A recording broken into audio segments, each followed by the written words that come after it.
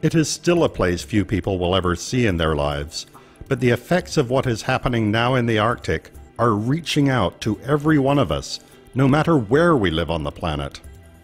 The Arctic is coming to our backyards, and unless we and the rest of the world's people take urgent action, we will not like what it brings.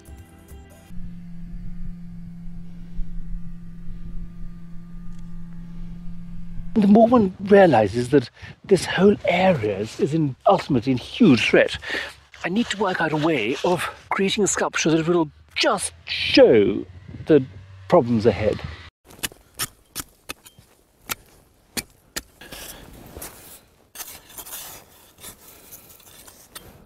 Sculpture is a language. Sculpture is a really powerful language. And as far as I'm concerned, this ice bear has got a very powerful message.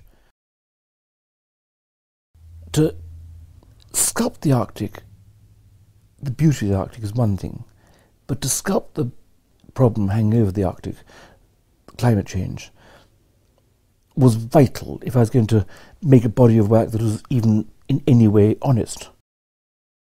Ladies and gentlemen, the whole mission that I had behind this ice bear was related to a trip that I did up in the high Arctic earlier this year. This might be in the form of a polar bear, but actually it's a sculpture of the Arctic. So you touch the bear, you touch the Arctic. You get a feel for what it's all about. In the last 3 years, we've taken a number of business leaders, global leaders, social leaders, right to the very edge of the ice cap. And they've watched and heard as the ice crumbles off, almost like icing sugar, into the ocean, and literally to float away and to melt, to never be seen again.